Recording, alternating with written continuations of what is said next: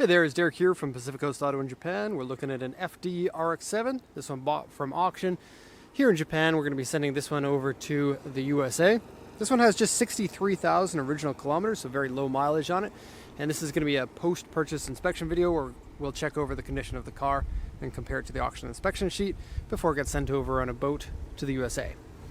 So 63,000 kilometers makes this one of the lowest mileage ones. I mean, there are plenty of them with low mileage like this. You do pay a lot more for a low mileage RX-7. And part of that is due to the inherent unreliability of higher mileage ones. Not so much that a higher mileage one is going to be in poor condition, but there's just a higher chance that it will be compared to a low mileage one. This one, completely stock in all ways, including exhaust and suspension.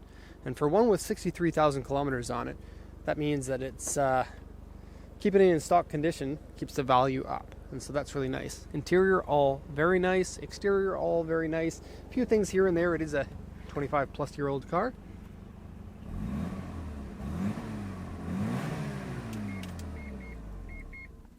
Okay, and the RX-7s, you can really tell the way that the condition of the engine is audible in the exhaust. This one sounds really good for the age. And so let's have a look here. Everything under the hood looks clean and shiny, not much to say in that regard. The oil and the coolant both look to be okay, although it is a good idea to get those changed. That's the stock strut tower brace, stock mini intercooler here. It even has these covers in place still. This is great. We see a lot of modified FDs because they are a popular car to modify. Seeing one that's in the original factory condition is quite interesting to see, quite fun. And they do drive a lot different in original. You get a lot more, body roll and suspension travel out of the stock suspension. Aluminum hood, by the way. And so it's no wonder that a lot of people will put in aftermarket suspension because it's a lot, easier to drive hard with harder suspension because you don't have to worry about weight moving around as much. But it is fun to drive something like this, especially, and this is my opinion, I'm not going to the right place, I'm just thinking too much about the car. It'll separate a good driver from a bad driver. If you've got original suspension on it, a bad driver is going to have issues with weight balance. A good driver will be able to dial that in, so it's kind of like a teaching tool. Anyways, let's go ahead and translate this for you. It's a 1994 RX-7 Type R. This is an auction grade 4 with an interior C. 63,168 kilometers. The sales points are sales points and notes aren't mentioned. Really weird that they didn't do that, but not concerning. Alloy wheels, power steering, power windows. The report here: seat cigarette burn. It's on the driver's seat on the inside bolster. I'll show you that in a second. Carpet cigarette burn. Interior dirty and scratched. Rear spoiler scratched. Wheels have corrosion. They're the original wheels. Original alloy wheels don't last this long, so you'll see see the spots in here. You can kind of restore the wheels, but they'll look like that if you just try to wash them. They won't wash off. Okay, underside surface rust, very small scratches, small dents, shallow scratches. If you look at the body here, there's A2, AU1, A2, A1, AU1, A1, A1. So A1 is a minor scratch. All of them are really minor. There are a few that won't be able to buff out, but for the most part they will be. If you take a look at the hood, you can kind of see swirly marks on it.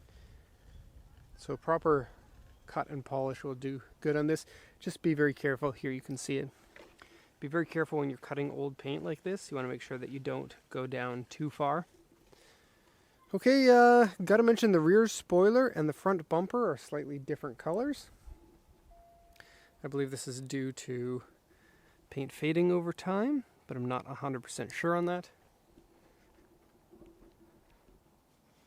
It's only slight on the rear spoiler, more so on the front bumper that you could probably see there. Okay. And we got a bit of peeling paint on the windshield wipers, wiper arms.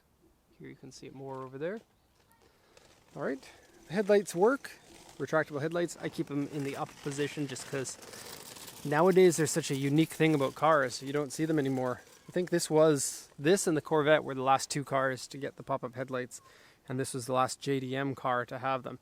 Actually, yeah, all of the RX-7s had pop-up headlights. Interesting. Okay, so let's do a once around. Already got that, yes. So you can see it from all the different angles. Yeah, there are 3 generations of the RX-7, and all 3 of them had pop-up headlights, and I don't think that you could say that about any other car. 3 generations, all 3 with pop-ups.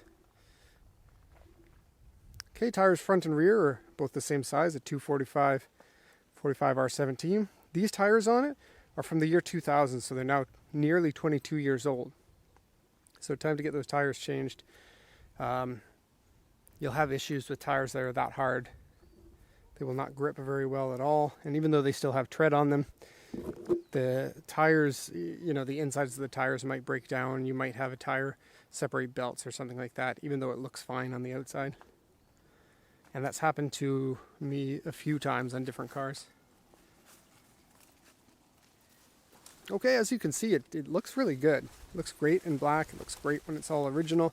These early model ones have slightly different fog lights that are a little bit less aggressive than the later model ones. Okay, so the front bumper lip here has a few scratches, like it has bottomed out. It's in the center here and over here as well. And there. Okay. A set of 3 scratches right here on the front bumper. Probably this front bumper needs to be repainted. Nissan Cube. Okay, and some more scratches here, the kind that you won't be able to polish out. Here's another one you won't be able to polish out, and another one up here. If you ever want to know if it requires polish to get rid of it, get it wet, and if it goes away, then it can be polished out usually, if you've got enough paint left over. Because what you're doing basically is cutting down all the paint around it so that the light can't refract over it. Okay, this back area here looks like it has had some paint work or some sort of issue with the paint. I'm not sure exactly what it is, and I don't know how well you'll be able to see it, but there's some blend lines there, or what look like blend lines. Here's one of the dents. There are 3 dents on the car that are that size. The other 2 are on the other side. Okay, back bumper, looking good. Has a cool little tie-down strap inside the trunk that I haven't seen before. Some minor scratches there. Here's the other 2 dents, right there and right there. And it has some wrinkled paint on the bottom of the doors here to prevent it from rusting. Okay, now that we've seen the exterior of it, let's go to the interior. Love the roof, how it's a bubbled roof. So passenger and driver both get their own little bubble.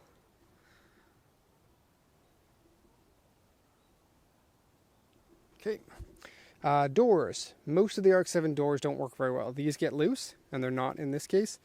And you can see there's a little bit of pitting starting. Most of them get really heavy pitting on this piece.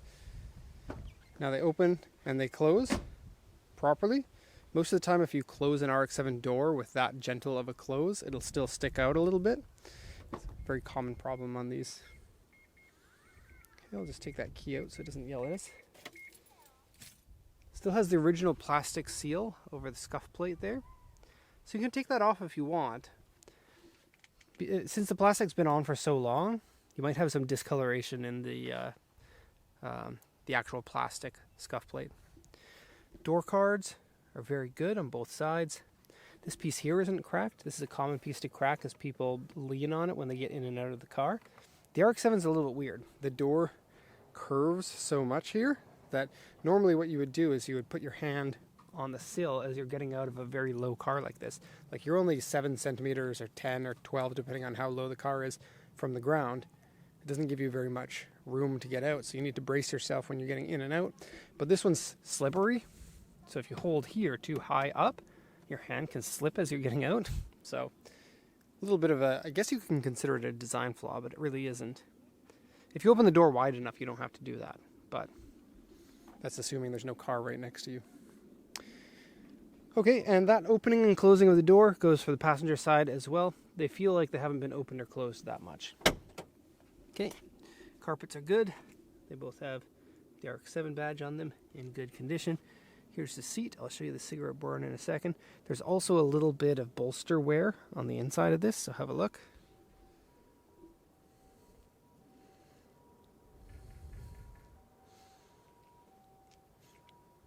Okay, not bad for a 25-year-old seat. And the cigarette burn. There it is.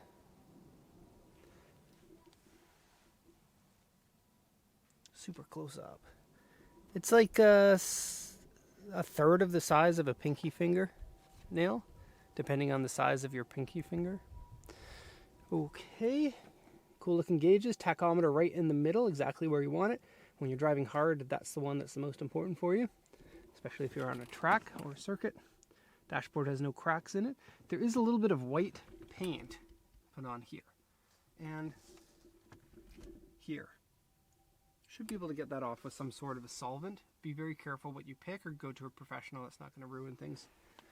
Ashtray here doesn't have any ash remnants in it. Doesn't smell like cigarettes in the car, but obviously it had to have been smoked in at one point. Gear shift lever is the original one. Shift knob, and it's all nice and tight. You also get a tape. National Panasonic. Yes, it's the Carpenters. Now and then. That is awesome. It's kind of interesting. The tape that's in there tells you a little bit about the previous owner. And I wouldn't suspect most Carpenters owners, RX-7 owners would be listening to Carpenters. I think they're probably more popular in Japan than they are outside of Japan at this point. You can put this through here if you want, otherwise you can disconnect it. It's like making sure that it's easy to get your seatbelt on, but it makes it difficult for people to get into the back seat.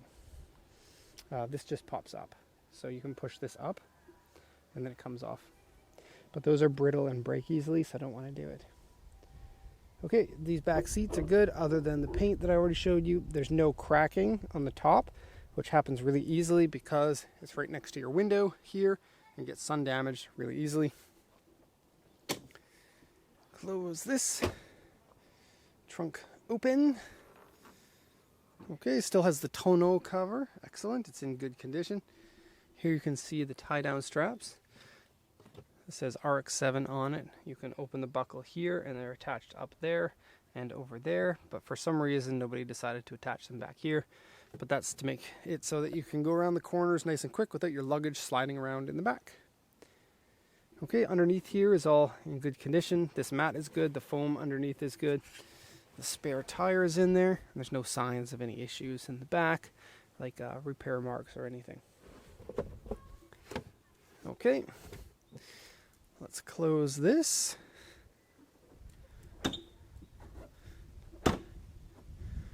All right, and then that means that we are done the review of this one, the FD, a car that is only going up in value, and so it's like a free car.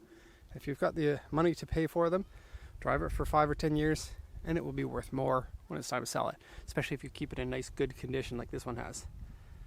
Okay, so that's all we have for this one. Hope you enjoyed that. Thank you so much for watching, and have a nice day.